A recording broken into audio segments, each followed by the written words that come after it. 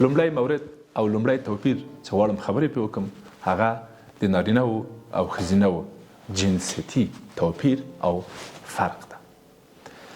ښځه او نر اصلا هورمونونه ویشي، یعنی په نارینه‌و کې استروجن، په ښځینه‌و کې استروجن او په نارینه‌و کې تستوسترون ډیر زیات د دوی کړنې، احساسات، افکار او ذهن او د ذهن چلند ویشي او کړنې بدلوي.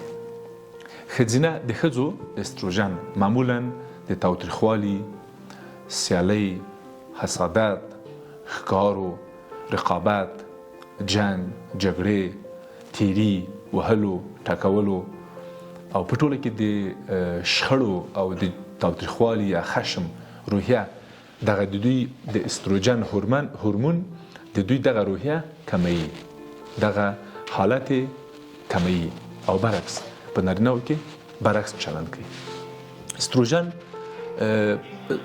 زموږ له نظره کله چې استروجن ډیریږي، کله چې د استروجن ترشحات سالم او نورمال رواني او دا په ښځو کې ډیر ترشحات لري، دا هورمون د دوی د پیوستون، د دوی د اړیکو، د دوی د ملګرتیا، د دوی د زړه خواله، د دوی د رفاقت او د انساني چلند روحیه په دوی کې ډیری. او د نارینه‌و هورمون چې کوم ده د تستوسترون په نامه، د دغه ترشح او د دغه هورمون ډیر افرازات او ډیر چلند د دې لامل ګرځي چې کله ناکله په نارینه‌و کې د جنسي لیوالتیا، ښکار یا هماغه پرخاشګري، یرغل، سیالۍ، تند چلند، په ځان اتکا، رقابت او ورته نور رفتارونه یا کړنې یا احساسات یا رواني چارچلند پراخ کړي. تستوسترون ډیر ځله د نارینه‌و د تجاوز، د نارینه‌و د رقابت، د نارینه‌و د ځواک غوښتنې او ډیر ځله هدف او موخې ته د رسیدنې او په عین حال کې د عمل یا غوڅ برخورد لامل ګرځي چې دغه هورمون بیا ډیر ځله په ښځینه‌و کې ډیر ترشحات او ډیر افرازات نه لري. نظر نارینه‌و ته. بل مورد چې ډیر مهمه ده زما په نظر او نقش لري په دې برخه کې، هغه د نارینه‌و او یعنی دغه د ښځینه‌و د نارینه‌و هغه د هورمون بحث و یا د هورمون بدلون و. نور هم چې له جنسیتي اړخه نارینه او ښځینه کوم توپیر لري هغه غواړم په دویم مورد کې، یعنی اول مورد د هورمون مورد ده، دویم نارینه د ښځو بدن او ښایست ویني او د ښځو ښکلا، سلیقې او ظاهري حالت ته ډیر لیوالتیا یا علاقه لري. یعنی له جنسیتي اړخه نارینه ډیر دا غواړي چې ښځه د ښځې ظاهر، د ښځې لباس، د ښځې ویښته، د ښځې څیره په څه ډول ده. اما ښځې ډیر ځله په مینه یا په ټوله کې مینه د نارینه‌و لپاره د مینې په برخه کې چارچلند د نارینه‌و لپاره ډیر په دې برخه کې مطرح نه ده. یعنی نارینه ډیر په دې فکر کوي چې ظاهر څه ده او ښځینه ډیر په دې فکر کوي چې اړیکه، صمیمیت، ملګرتیا، تعهد، وفاداری او ملاتړ څه ډول ده. یعنی ښځینه ته دا ډیر مهمه ده چې نارینه څومره با شخصیته ده، څومره ملاتړی ده، څومره ما درک کولی سي. نارینه ته ډیر دا مهمه نه ده چې ښځه ما څونه درک کولی سي، څومره با شخصیته ده ښځه، څومره هدفمنده ده ښځه. مهمه ده ورته، خو د ښځې په اندازه نه ده ورته مهمه. دا یو بل توپیر ده چې معمولا ښځه او نارینه لري. او په ټوله کې وایم چې ښځه په دې برخه کې اړیکه ورته ډیره مهمه ده. یعنی ټول ټال ښځې ته اړیکه مهمه ده او نارینه ته ټول ټال ظاهر ډیر مهمه ده. یعنی ویلی سو داسې ووایم چې نارینه معمولا د سترګو په وسیله او ښځینه معمولا د غوږونو په وسیله تمایل ښیي، جذبیږي او په همدغه شیوه او په همدغه رقم کرکه کوي. یعنې نارینه کله چې سلیقه خرابه سي، ظاهر خرابه سي، نظافت خرابه سي، اړیکه یې ورانیږي. او د ښځینهو لپاره چې کله ناوړه خبرې واوري، توهین واوري، سپکاوی واوري، ښځینه له مقابل لوري نه زړه جمع کوي یا ټولوي. نارینه هیله لري دوستانو چې د سترو کارونو او ښوښو کارونو چې کوي قدر یې وسي. ښځو ته د دوی د پخلي او ښکلا په اړوند صفت مهمه ده. نارینه چې کله پیسې ګټي او یو ښه کور جوړوي، زړه یې دا غواړي چې ښځې ورته وایي چې نارینه ته خپل ښځې نارینه ته وایي چې ډېره زیاته مننه، څومره ښه کور دې راته جوړ کړی، څومره ښه تخت دې راته واخیسته، له دې موټره دې هم ډېره مننه چې راته واده اخیسته. دا غواړي نارینه او دا قدر یې باید وسي. او ښځه دا غواړي چې د پخلي یې، د کباب یې، د پلو یې، د قابلي چې اوس درته پوخ کړی ده، مخې ته درته ایښی ده، یا یې خواري پې ایستلې ده، یا یې ځان سینګار کړی ده، نوې جامې یې اغوستې دي، حمام یې کړی ده، ښځې ویښتې رنګ کړي دي یا یې جوړ کړي دي.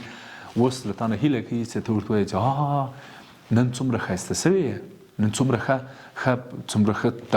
دا لباس څومره ښه در باندې، څومره ښه در سره ښکارېږي، دا رنګین ناخون دې چې والی ده، دا دې څومره ښه له جلد سره لګېږي، دا رنګین ناخون دې څومره له لباس سره مچ کوي یا اړخ لګوي. ته دا خبره خپلې ښځې ته وکړه، دومره به د ژوند جوړ سي، دومره به د مینه او خوږوالی په ژوند کې پراخ سي چې ته به خپله پوه سې چې دا څومره ښه ژوند ده، دا څومره خوندور ژوند ده. او که ته یوازې په دې باور یې چې نه، ښځه ده چې باید دا احترام وکړي، پخلی وکړي، مینه وکړي، احترام وکړي، او زه څنګه یم هماغسې باید یم، لکه ځینې چې دا باور متاسفانه لري. کله چې ښځه پلان جوړوي او تصمیم نیسي چې د اختر لپاره، د میلمستیا لپاره، د واده لپاره، د یوې مبارکۍ او د یوې میلمستیا لپاره څه پلان جوړ کړي، ښځه دا غواړي چې دا پلان جوړ کړو او پیسې ورته ځانګړې کړو او وخت کم ضایع کړو او دا پلان او دا تګ او دا میلمستیا سمه کړو. کله چې ښځه دا کار کوي، نارینه داسې فکر کوي چې دا ښځه ما قید کوي، دا ښځه ما په دې چټي مسایلو کې ښکیل کوي، خوسې مسایلو کې مې ورته نه باسي، در حاله کې چې ښځه دا کار نه کوي. ښځه نسي کولی چې کوم کار پرته له پلانه وکړي، او نارینه ته مهمه نه ده، اندرغرب دی نارینه، هماغه شیبه پلان نیسي، هماغه شیبه هغه کوي، په اصطلاح خریداري کوي، او هماغه شیبه ورته وایي چې پاخه یې کوي، او هماغه شیبه خلک راغولي وایي راځئ. ښځه ته دا مسله مهمه ده، ښځه ته دا مهمه ده چې نخود او لوبیا د شپې لخوا تیار کړي، وریجې 2 ساعته مخکې په اوبو کې واچوي. او نارینه ته دا مهمه نه ده، وایي 10 بجې دي، بس 1 بجه 12 بجې ښځې زه یو 2 نفر راځي، هغه جوړ کړه، یو ډېګی جوړ کړه. او ښځه ورته وایي دا به دې بېګا راته ویلي وو، دا خو یو پلان غواړي، یو هغه غواړي، یو سرشته غواړي، دا څه رشخندي ده چې ته کوې.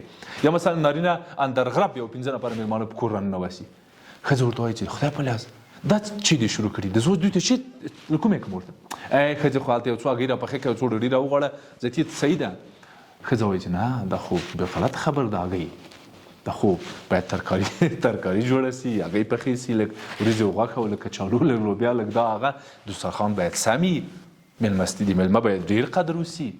ښځه دا غواړي، او نارینه وایي زه تیاره وایم. پلان کیدای سي نارینه ته بې اهمیته وي، خو ښځې په ډېر غور او په ډېر جدیت او هوډ عملي کوي. ښځې ته پلان ډېر مهمه ده، ښځې ته مهالویش ډېر مهمه ده، نارینه ته ډېر مهمه ده. د ذهنیت په برخه کې هم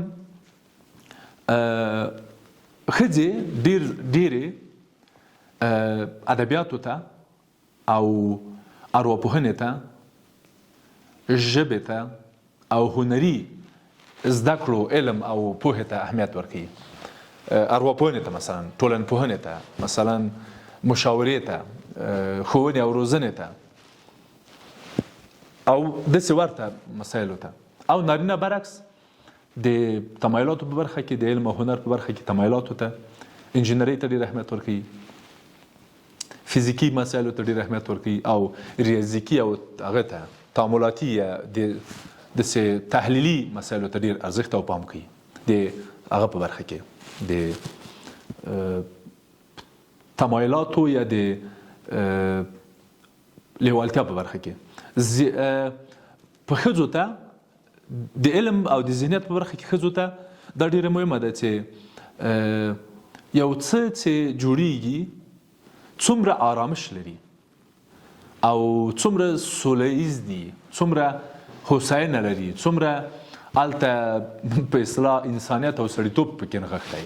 نارینهو ته دا ډېره مهمه ده چې هغه نمایش یا هغه کنسرت یا هغه هنري شاهکار په څو خرڅیږي، هغه کنسرت چې څومره خلک راغلي وو. مثلا ښځه ته دا ډېره مهمه ده چې هغه سندره چې ویل کېږي هغه څومره مینهناکه ده. نارینه ته دا مهمه ده چې په دې کنسرت کې چې هغه ښځه یا نر سندره وایي، دې کنسرت کې څونه خلک راغلي، دا کنسرت په څومره عظمت برګزار سه په اصطلاح یا ترسره سه. داسې یو یعنې په دې برخه کې هنري مسایلو کې نارینهو ته ډېر قدرت او ځواک او بزرګنمایي و دا شیان ډېر مهمه دي. او ښځې ته دا ډېره مهمه ده چې دغه کیسه څونه سولامیزه ده، څونه هوساینه ورکوي، څومره انساني هغه لري، طبعات لري یا انساني اړخ لري. دا مورد هم شته ورته. په روش کې په کار کې کله چې علمي کارونه یا هنري کارونه یا د پوهې په برخه کې ځینې کارونه ترسره کېږي، ښځینه ته دا ډېر مهمه دي چې څومره په یوه ډله کې هغه کار وسي، څومره دا کار په دې کار کې اصول مراعات سي، قواعد مراعات سي، په اصطلاح فرهنګ و دودونه او ټولنیز کوډونه پکې مراعات سي. دا ورته ډېره مهمه ده. نارینهو ته دا ډېره مهمه ده چې دا څونه د تحقیقاتو د تجربیات دا شیان څه دي، تجربې څه وایي، تحقیقات څه وایي، دا قصې څه دي. مهمه نه ده چې دا کس دا کار په ډله کې کېږي، یو نفر یې کوي، دوه نفر یې کوي، احمد یې کوي، محمود یې کوي. دا ډېر مهمه نه ده. د ذهنیت په برخه کې د علمي مواردو په برخه کې ښځو ته ډېره مهمه ده چې یوه علمي چاره څومره حلمداره، څومره د ستونزو حل کوونکې ده او څومره یوه علمي کړنه د ټولنې د یوې رپړې د حل په برخه کې موږ سره کومک کولی شي. او نارینه ته دا مهمه نه ده چې دا علمي کار یا دغه علمي شاهکار یا هنري شاهکار د ټولنې کومه ستونزه حلوي که نه حلوي، خو دا مهمه ده چې په هغه علمي شاهکار کې څه شی نوي دي او څومره په اصطلاح زور پکې ده. لکه مثلا نارینه راځي دا فکر کوي چې ای آی رامنځته کړي یا په اصطلاح مصنوعي ځیرکتیا یا مصنوعي هوش، او دا ورته مهمه ده چې مصنوعي هوش څومره هوښیار ده او څه کوي، کومو سیارو ته ورځي او څه درګۍ او برګۍ به رامنځته کړي. ښځو ته دا مهمه ده چې صحیح ده چې تاسې ای آی رامنځته کړئ، دا مصنوعي هوش کوم رامنځته کړه، مصنوعي ځیرکتیا مو رامنځته کړه. اوس دا مهمه ده چې دا کوم جنجال جوړ نه کړي، دا ټولنه خرابه نه کړي، کورنۍ خرابه نه کړي، مینې ته صدمه ونه رسي، خیانتونه ډېر نه کړي، په اصطلاح خلک بې وظیفې نه کړي. نارینه ته مهمه ده، خو ښځو ته دا مسله ډېره مهمه ده.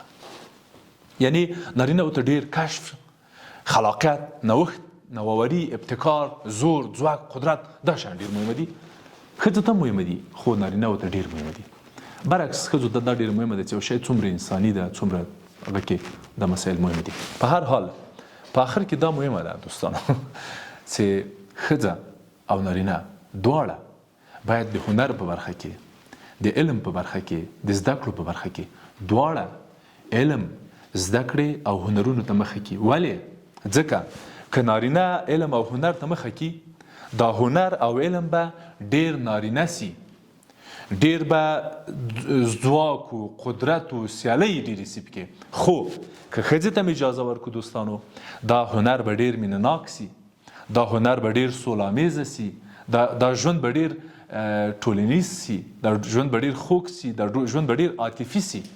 اوس خو داسې نه کېږي چې یوازې په نارینه ته کینو چې نارینه څه کوي په دې دنیا کې.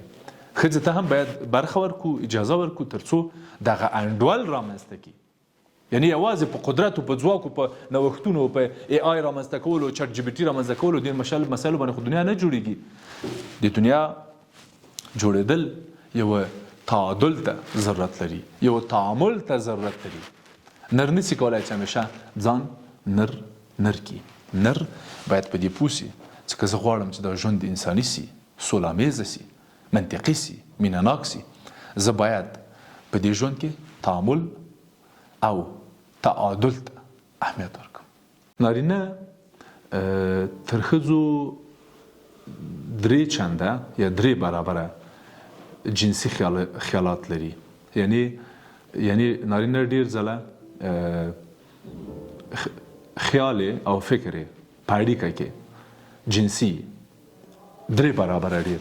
یعنی کله چې نارینه له ښځینه سره په یوه قهوې د څښلو لپاره کینی، یو چېرته په اصطلاح په نامزدۍ کې مثلا چغلبازۍ ته ځي، ښځه ډېر غواړي چې نارینه چې اوس چغلبازۍ ته راغلی په اصطلاح زه به قصې ورسره وکړم. ښځه دا غواړي. نارینه دا غواړي چې زه باید ښکل کړم، څو ځله باید ښکل کړم. یعنی د نارینه 3 برابره فکر په دې چې څنګه یې لاس ونیسم، څنګه یې ښکل کړم او نور موارد. ښځې دا وایي چې دا وایي مې که نامزد راغی زه به دا خبره ورته وکړم، زه به دا خبره ورته وکړم، زه به دا خبره ورته وکړم. اوس خبر چی ده؟ ستونزه څه ده؟ ستونزه دا ده چې نارینه چې کله خپل خیالاتي ژوند ته په هغه اړیکه کې یا په اصطلاح وایم په هغو چغلبازیو کې جنسي غوښتنې کوي او ښځې غواړي چې خبرې وکړي یا مثلا واورېدل سي. نارینه خپله هیله پوره کوي، ښځینه خپله هیله پوره کوي. په دې برخه کې ټکر پیدا کیږي او همدغه د دې لامل ګرځي دوستانو چې وخت ناوخت د ښځو او د نارینهو ترمنځ ستونزې پیدا سي. اوس زما هیله له نارینه نه دا ده چې د ښځې دغه فکر ته او له ښځو مې هیله دا ده چې د نارینهو دغه فکر ته پام وکړي او په نظر کې وساتي. یعنی یو ډول یو بل ته احترام وکړي، یو ډول د یو بل انتظاراتو او توقعاتو ته پام وکړي. بل مورد دوستانو د نارینهو او د ښځینهو د جنسي لیوالتیا او ځواک قدرت او ځواک ده. کله چې ښځینه او نارینه غواړي جنسي اړیکه ونیسي، ښځې چون ژوند د ماشومانو پالنې، پخلی، د کور جارو کولې، کاروبار ته بیرون که کار لري هلته تللې، درس ویلی د ښځینه، په سیاست کې دخیلېدنې، په ښوونه او روزنه کې دخیلېدنې، په یو پوځ کې یو بل چېرته نظامي مسایلو کې اشتراک یا د نارینه اشتراک. ښځه ټول په احساساتو او په عواطفو کوي او نارینه داسې نه ده. زه که دا مثال ورکړم چې نارینه د جنسي اړیکو او د جنسي ژوند لپاره 2 هغه لري، 2 ځواکه لري. داسې راځئ چې بحث به وکړو چې نارینه 2 ځواکه لري او ښځینه 1 ځواک. نارینه د خپل 1 ځواک راخلي، سیاست پې کوي، تجارت پې کوي، بازار ته پې ځي، اقتصادي مسایل پې څېړي، شهرتي مسایل پې څېړي، قومي مسایل پې څېړي، مذهبي مسایلو ته پکې داخلیږي، نور دا کارونه پې کوي او ټول هغه ژوند چې نارینه یې لري هغه په هغه کوي. که دې کې هر څومره ستړی سي، هر څومره خسته سي، هر څومره زله سي، هر څومره بوخت سي، هر څومره په تشویش سي، هر څومره بریالی سي، هماغه یو ځواک باندې هغه کار کوي. په اصطلاح داسې اجازه راکوي ووایم چې هماغه یوه بیټرۍ چې لري، 2 بیټرۍ لري نارینه، 2 بیټرۍ لري، دواړه چارج دي. یوه بیټرۍ نه او د یوې بیټرۍ له چارج نه د نورو مسایلو لپاره کار اخلي. د یوه بیټرۍ همیشه نارینه سره د جنسي اړیکو لپاره په اصطلاح پرته یا ورسره ایښي، خو ښځینه برعکس یوه بیټرۍ لري او دا چې کله چارج کړي د یوه بیټرۍ، په دې یوه بیټرۍ هر څه کوي. جنسي اړیکه هم پې نیسي، ماشومان هم پې پالي، سیاست هم پې کوي، بازار ته هم پې ځي، بزنس هم پې کوي، هر څه پې کوي، فیشني مسایلو موډلینګ و دې شیانو ته هم پې رسي. اوس خبره دا ده کله چې ښځینه له دغې بیټرۍ نه کار اخلي او ځواک یې کمیږي، په اصطلاح چارج کمیږي، او نارینه هلته یوه ځانګړې بیټرۍ ځان سره لري، د ښځې او د نارینه په منځ کې ستونزه پېښېږي.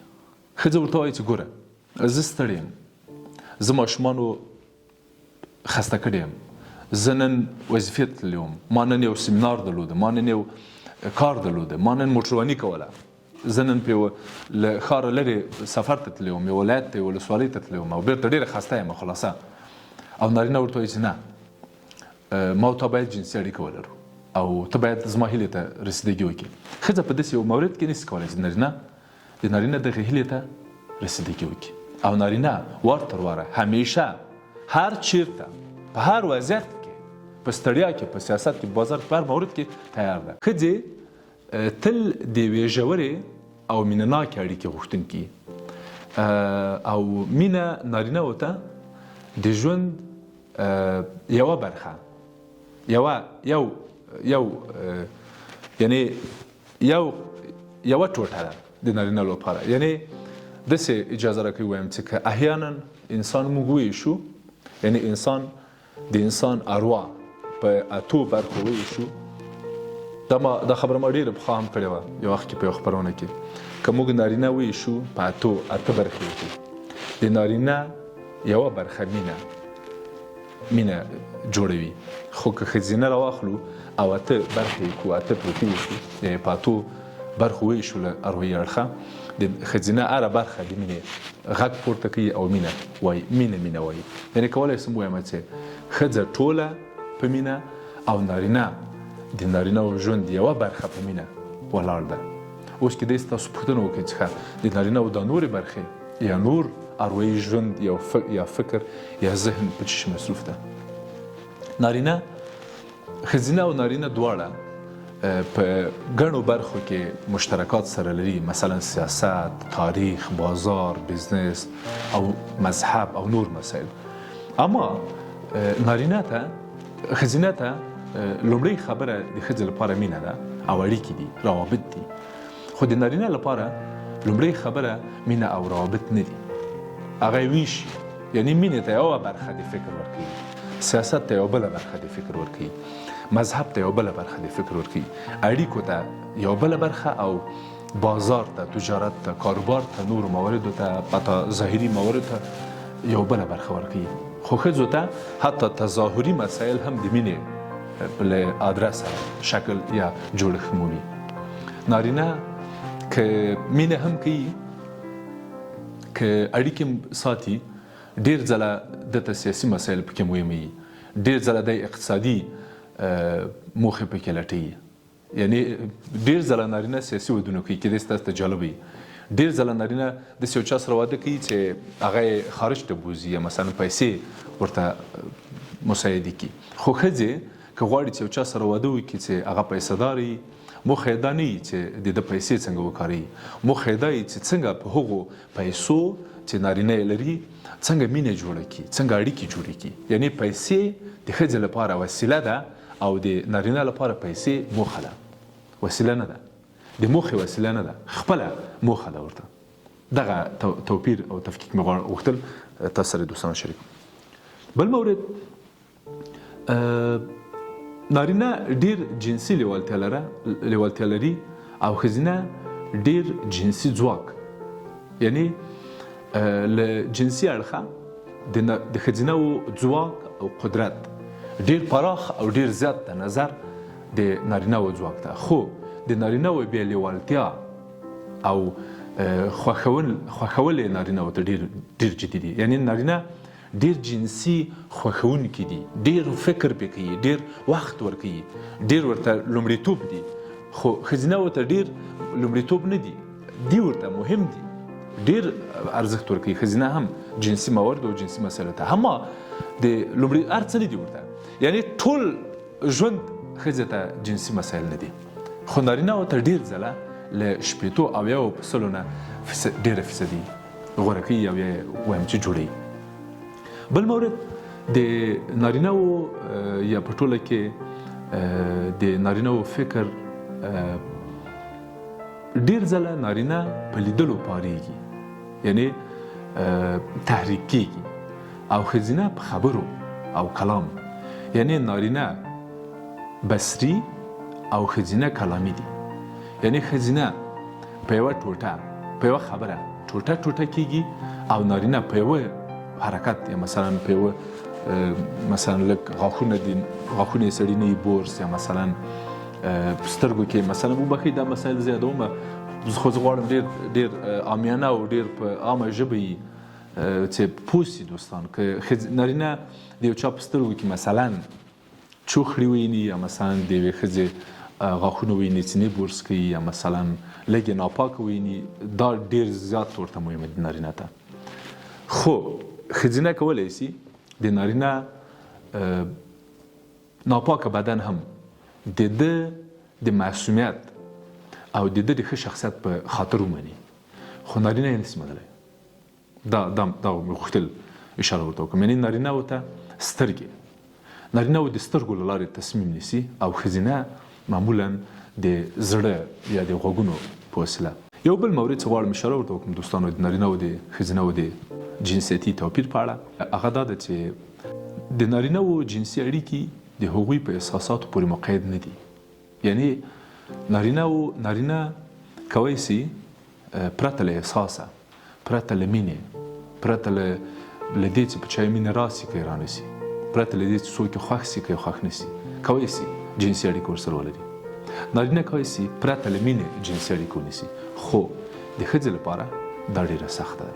کیدای شي ځینې مثالونه د هغو ښځو په اړوند راوړل شي د دوستان راوړي مثلا چې والا استاد ځینې مرکزونه دي په بهر کې په د جنسي خدماتو دفترونه دي مرکزونه دي او جنسي خدمات وړاندې کوي. اول ته چې کله ښځې جنسي اړیکې نیسي نارینه ورسره هېڅ احساس نه لري د پیسو لپاره د خپل کاروبار لپاره چې هماغه یې دنده ده بس جنسي اړیکه نیسي. زه وایم صحیح ده دا خبره صحیح ده خو دا ښځې ډېرې کمې دي او دا ښځې هم کله چې دا کار کوي کله چې تاسو د دوی ژوند ولولئ د دوی خاطرات ولولئ د دوی د زړه خبرې ولولئ ډېرې ځپل کېږي ډېر بد عواقب او بد تاثیرات لري په دوی. یعنې هغه ښځه چې رڼۍ ده یا په هغو مرکزونو کې د جنسي خدماتو په مرکزونو کې پرسټیټیوټ شخصیت لري یا په اصطلاح روسپې ده یا په اصطلاح ځان پلورونکې ده یا په هغه عامه اصطلاح چې بد عمله ده هغه ښځې هم چې کله نارینهو سره د پیسو په بدل کې یا د کوم مجبوریت په بدل کې یا د کوم عاطفي باج یا بلکمیل په لامل یا دلیل جنسي اړیکه نیسي ډېر بد تاثیر پرې کوي. نیسي د پیسو په خاطر نیسي د یو مجبوریت په خاطر اړیکه خو ډېر بد اغېز پرې کوي. نارینه باندې دغه اغېز نشته برعکس ده. یعنې نارینه ډېر ځله په جنسي اړیکو کې احساساتي مسایلو ته مقید نه ده. نورمال کولی شي هر چا سره جنسي اړیکې ونیسي. اوس زه دا نه وایم چې ښه کوي که بد کوي صرف زه غواړم توپیرونه سره وشاربم. یعنې زه له تاسو نه هیله کوم چې هغه خپلې ټاپې مو په جب کې وساتئ هغه د قضاوت ټاپې. زه غواړم یوازې د دوی جنسیتي توپیرونه سره وڅېړم او دا په خلکو پورې اړه لري او په تاسو پورې اړه لري په هر چا پورې اړه لري چې د خپل اعتقاد د خپل کلچر د خپل فرهنګ د خپل ذهني جوړښت او د خپل ذهني دنیا په اساس څه رقم قضاوت کوي. ښه ورته ښکارېږي دا کارونه چلند که بد خو دوی په دغه رقم دي. بل مورد دوستانو د ښځو جنسي اړیکې پوره یعنې شدیدې د هغوی په احساساتو پورې اړه لري. یعنې ښځینه اول میینېږي بیا جنسي اړیکه نیسي او نارینه اول جنسي اړیکه نیسي اول جسمي او جنسي موارد په نظر کې نیسي یعنې عمل پکې کوي بیا میینېږي. دا د دوی ترمنځ یو توپیر ده. ښځې او نارینه دواړه سایکل لري. یعنې نارینه په 3 ورځو کې یو ځل په دوی باندې یو ډول د جنسي ضرورت او اړتیا سایکل راځي او په ښځو په 150 ورځو کې په 28 ورځو کې یو ځل دا هغه راځي دا حالت یا دا شدیده غوښتنه. او دا هم غواړم په جنسیتي توپیرونو کې دا مسله هم غواړم اشاره ورته وکړم. همدا اوس راپیاد شوله ذهن ته راغله چې نارینه هم د خلق او خوی له اړخه د ښځو په څېر په 28 ورځو کې یو وارې بدخویه او بدخلقه کېږي. دقیقا لکه ښځینه چې په 28 ورځو کې 10 ورځو کې یو ځل په میاشتني عادت یا وایم چې میاشتنی عادت ورته پیدا کېږي یا دغه حالت پرې راځي. ښځې هم په 10 ورځو کې غواړي جنسي اړیکې، ډېرې جنسي اړیکې غواړي، په اونۍ کې یو وارې غواړي، په اونۍ کې 2 وارې غواړي. اما دغه سایکل چې کوم په دوی کې راځي هغه د نارینه‌و لپاره 3 ورځې او د ښځینه‌و لپاره 10 ورځې وروسته په شدید ډول راځي. یعنی نارینه په 3 ورځو کې آماده ده جنسي اړیکې ته او ښځینه په طبیعي شکل په 10 ورځو کې شدیده او ډیره او ښه او پوره جنسي اړیکې ته آماده کېږي. نارینه‌و ته جنسي خیانت او ښځینه‌و ته عاطفي خیانت ډېر مهم ده. نارینه وایي که زما ښځه هر چا سره مینه لري او هر څوک پرې ګراني یو 40 په سلو کې ملامته ده او دا کار ناسم ده. خو که چا سره جسمي یا فزیکي تماس ولري دا 9.9 په سلو کې بده ده. دا 9.9 په سلو کې نسم زغملی. اما کولی شي کیدای شي یو څوک به پرې ګران و یو څوک به پرې اوس هم پرې ګراني، مهمه نه ده. مهمه ده له 50 شپېتو شاوخوا له 40 نه تر شپېتو سلنه. اما جنسي تعامل په هیڅ صورت نارینه نشي زغملی. او ښځینه ته وایي ګوره نارینه پخوا دې څه هر بد کړي او هر څه دې کړي که ښه دي که بد در بخښلي مې دي، خو وروسته له دې له چا سره د زړه او احساساتو تعلق نسم منلی.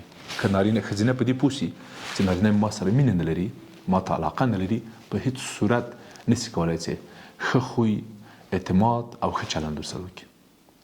او نارینه د جنسي تعامل په برخه کې هم دغسې خوی او رویه لري. نارینه معمولا د ښځې په تیر پسې ګرځي چې ښځې په تیر کې څه کړي، په آینده کې خو یې نشي راښکاره کولی او به یې هم نه کړي او نه یې پرېږدم ورته. ښځینه دا وایي چې نارینه په تیر کې دې څه هر څه کړي دي در بخښلي مې دي، آینده کې سم شه، په آینده کې بد چلند او بد کار ونه کړي، په ځانګړي ډول د خیانت په برخه. نارینه په 18 کلنۍ کې، په 20 کلنۍ کې، په 22 کلنۍ کې له جنسي اړخه ډېر غوښتونکي، ډېر تحریک کېږي، پارول کېږي او ډېره لیوالتیا لري تر ډېره وخته پورې. خو دغه 18 کلنۍ، 18 کلن عمر، 22 کلن عمر او په دغو شاوخوا کې دوی ډېر جنسي لیوالتیا لري او په همدغه عمر کې هم ډېر انحرافاتو ته ځي او جنسي هویت په دوی کې شکل مومي، جنسي هویت پیدا کوي. ښځې په دغو عمرونو کې ډېرې دې مسایلو ته پام نه کوي، خو کله چې 30 کلنۍ او 35 کلنۍ ته رسیږي په هر صورت جنسي اړیکې ورته مهمې او جدي، په هر صورت غواړي خپلو جنسي اړیکو ته پام وکړي او دا لړۍ تر 40 کالو پورې مخته ځي. یعنې په دغه عمر کې له 150 په ځانګړي ډول له 15 تر 40 کالو عمر کې ښځینه زیات غواړي جنسي اړیکې ولري، یعنې ډېر په دغه برخه کې او په دغه سنه او په دغه عمر کې ډېرې پارول کېږي او نارینه په 18 کلنۍ تر 22 کلنۍ پورې. البته یو شي ته غواړم اشاره وکړم دوستانو چې دا موارد لږ په انسانانو کې توپیر کوي. اوس که یوه خور زما خبرې اوري او وایي چې والا استاد زه خو په دې 25 کلنۍ کې هم ډېر زیات احساس کوم چې جنسي اړیکو ته ضرورت لرم. صحیح ده، خو دا د تا یو توپیر ده، ته به یې لږ استثنا یې، ته به په هغو 10 په سلو کې، 15 په سلو کې، 20 په سلو کې ښځو کې راځي، خو د اکثریتو ښځو کیسه بله ده. موږ په اکثریتو مواردو، په عمومي مسایلو او په عمومي مواردو خبرې کوو. اوس کېدای شي یو نارینه م وایي چې والا استاد زما په دې 20 کلنۍ او 25 کلنۍ او 30 کلنۍ کې ډېر ځان ته پام نه و، اوس چې 45 کلن یم ډېر زیات غواړم چې جنسي اړیکې او چلند ولرم. دا یو څه د هویت هغه هم ده، مسله هم ده دوستانو چې په تاسو کې دغه جنسي هویت څه ډول شکل موندلی، څه ډول ریخت یا جوړ سوی. اوس که یو څوک 80 کلن ده خو بیا هم غواړي چې مخالف جنس سره یا موافق جنس سره په ډېر عجیب و غریب حالت او چلند غواړي اړیکې ونیسي او یا غیر نورمال جنسي تعامل لري بیا موږ دا نه وایو چې ته یو نورمال انسان له جنسي اړخه دا نو ستونزه لري دا سړی دا 18 کلن چې غواړي له 15 کلنې نجلۍ سره واده وکړي بیا موږ ورته وایو چې ته جوړ نه یې صحیح ده ته به همداسې یې خو اکثریت نارینه داسې نه دي جوړ نارینه داسې نه دي موږ په جوړو خلکو خبرې کوو اوس که یو څوک په بل رقم په بل شکل ژوند کوي او زما خبرو سره ډیر موافق نه دي کېدای شي ډیر د عامو نارینهو یا د عامو ښځو په څېر نه وي بل مورد چې غواړم دوستانو اشاره ورته وکړم هغه د اورګازم یا جنسي لذت یا اوج ته د رسېدلو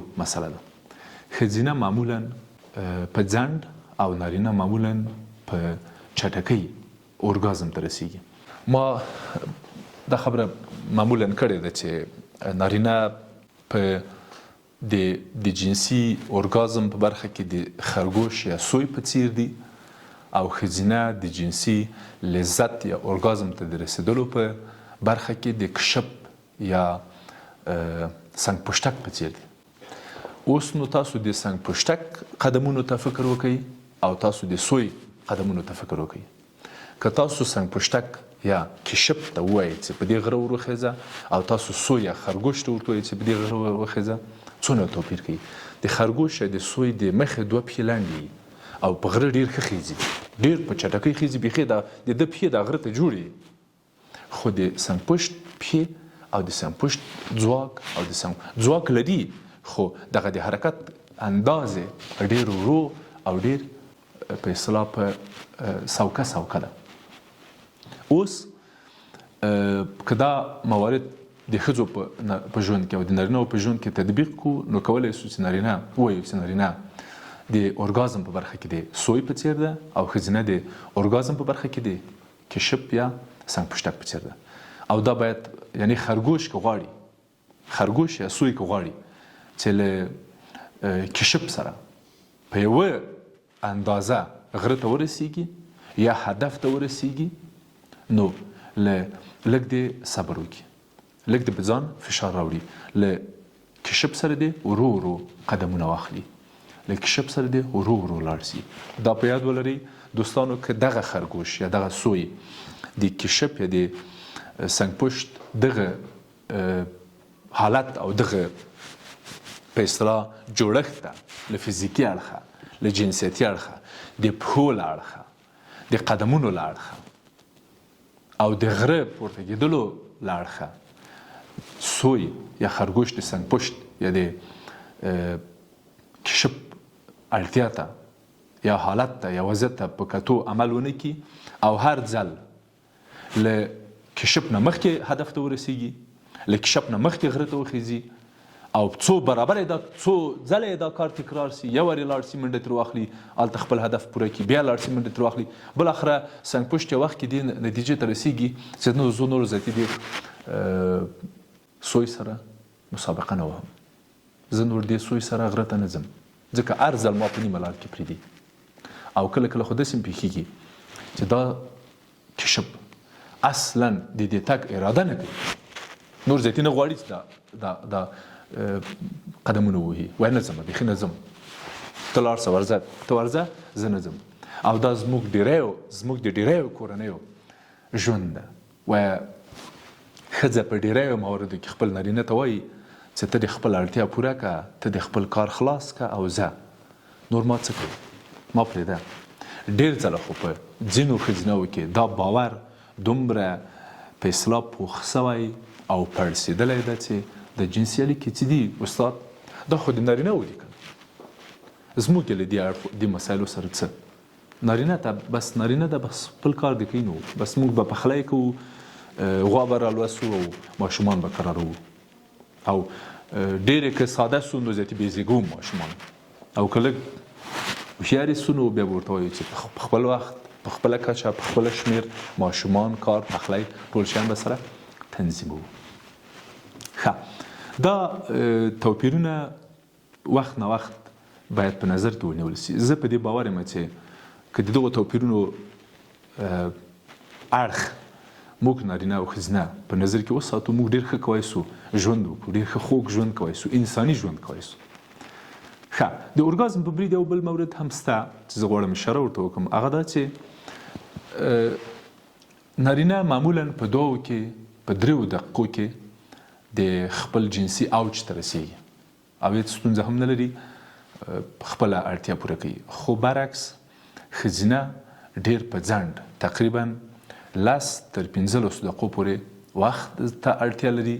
او دا م ووایم چې دغه کوم اورګازم چې ښځې طی کوي، نارینه په مغو 3 دقیقو کې اړتیا ته رسیږي، خپلو ضرورت ته رسیږي او څو ثانیې د خوند او لذت دوام کوي او سړیږي.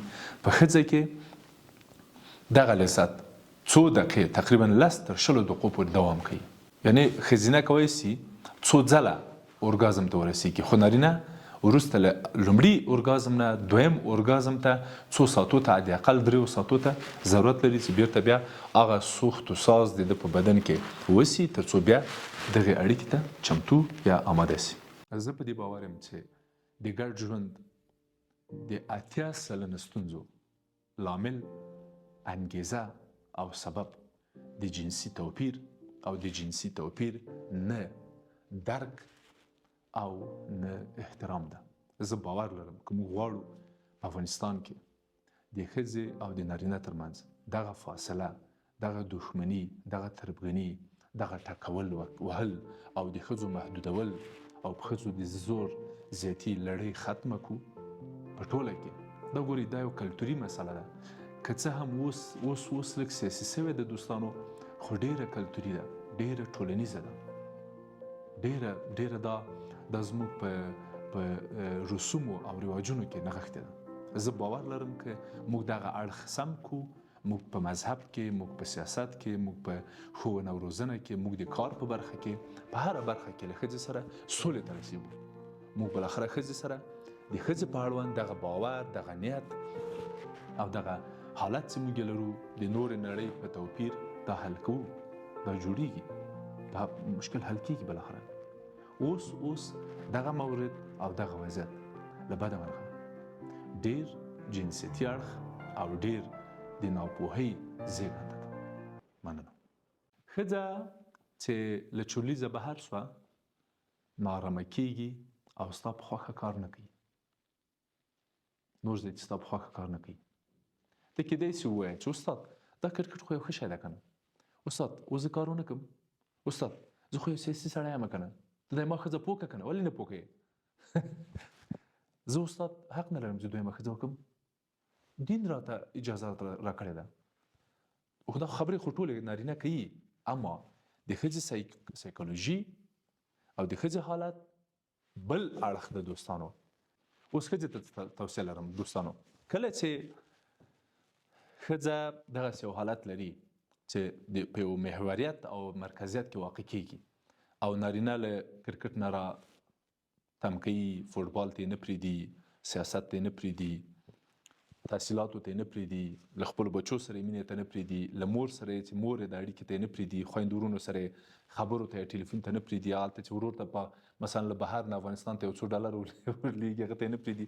له ښځې نه مې هیله دا ده چې ګوره دا خو د نارینه او ژوند همداسې ده که نه، نارینه ته یوازې ته نه یې مهمه، نارینه خو ما ګورې په پخوانیو خپرونو کې ته اشاره وکړه چې نارینه ته ښځه یا مینه یوه برخه ده د ژوند. نور هم ډیر مسایل شته د نارینه لپاره چې ورته مهم دي، مثلا سیاست، مثلا کرکټ، مثلا فوټبال، مثلا تاریخي مسایل، ادبیات، شعر، موسیقي، شب نشینیانې، مور سره اړیکه یې، دا شیان مهم دي ورته. ښځې ته هم د مور اړیکه مهمه ده. ښځه هم کرکټ خوښوي، اما میړه اول کې خوښوي. نارینه څه رقم ده؟ نارینه کرکټ هم خوښوي، ښځه هم خوښوي، ټول په قطار کې دري. ښځه څه کوي؟ ټول قطار کې دري، نارینه دلته خپل میړه دلته یا خپل چا سره چې مینه لري هغه دلته جدا پرېږدي. دا وایي مهم ده استاد، بیا وروسته قطار مهم ده. نارینه څه وایي؟ وایي استاد دا قطار ټول مهم ده. دغه د ښځې او د نارینه او د ارزښتونو ستونزه ده چې دوی وخت نه وخت سره ډزوي او وهي. پلان کیدای سي نارینه ته بې اهمیته وي، خو ښځې په ډېر غور او په ډېر جدیت او هوډ عملي کوي. ښځې ته پلان ډېر مهمه ده، ښځې ته مهالویش ډېر مهمه ده، نارینه ته ډېر مهمه ده. ښځې تاریخونه ښه یادوي او نارینه د ځواک او نارینه دغه ځواک ته د تصادف په سترګه ګوري. مثلا ښځې وایي چې پلانی تاریخ موږ او تاسو کو زده کړی وه. ته پوهېږې چې نن د پلانی کلیزه ده؟ مېړه ته وایي چې ته خبر یې چې نن د موږ او تاسو د واده 14 کال ده؟ نارینه وایي 14 کال اوه لا رښتیا هم 14 کال ده. یا مثلا په دغه تاریخ باید ډاکټر ته لاړ شي، په دغه تاریخ باید دا کار وشي، په دغه تاریخ دا وشي، په 8 د جون داسې وسول، په 15 د غوی میاشتې دا وسول، په د چنګاښ په 26 داسې سوي دي، د غبرګولي په 28 داسې سوي دي. نارینه وایي چې څونه بېکاره یې. او یا کله کله د فکر کې دا تصادف ده، تصادف یې هسې په یاد شوه، دغسې نه ده. ښځه ټول شیان په سکیجول و پلان و برنامه و تقسیمات کوي دوستانو. او دغه مسایل ښځې ته ارزښت لري او نارینه ته ارزښت نه لري، هېڅ ورته مهمه نه دي. تحفې او ډالۍ ښځې ته مهمه دي او په عین حال کې ښځې ته دا مهمه دي چې هر کال چې ډالۍ ورکول کېږي، هر کال یا تحفه ورکول کېږي، څومره د بل کال له ډالۍ سره توپیر کوي. دا ډېر ورته مهمه دي او دې ته په یو ډول په یو شکل د ارزښت او نه ارزښت په سترګه ګوري. ښه دوستانو، دا تقریبا 10-15 مورد چې ما اشاره ورته وکړله، دا د ښځې او د نارینه ترمنځ د ارزښتونو توپیر ده. زه په دې عقیده یم دوستانو چې که نارینه راسي د ښځې دغه ارزښتونه چې ما یو پر بل اشاره ورته وکړله او ښځه راسي د نارینه ټول هغه موارد چې ما یو په بل څرګند کړل دې ته پام وکړي، زه په دې باور یم چې د کورني ژوند یو پراخ اړخ، یو لوی مورد، ستونزې، ربړې، بې اعتمادۍ، شکونه، نارضایتۍ، تزلزل، کشمکشونه او هغه ناخوالې یا هغه څه چې ښځې او نارینه شکایت ته لري، هغه تقریبا له یوې مخې جارو کېږي. نو زه په دې باور یم چې موږ باید د مقابل لوري ارزښتونو ته چې هر څوک یو، که ښځې یو د نارینه مقابل لوري ارزښتونو ته، او که نارینه یو د ښځې مقابل لوري ارزښتونو ته پام وکړو او په دې سره زموږ ژوند خوږیږي، شیرینیږي او انساني اړخ پیدا کوي.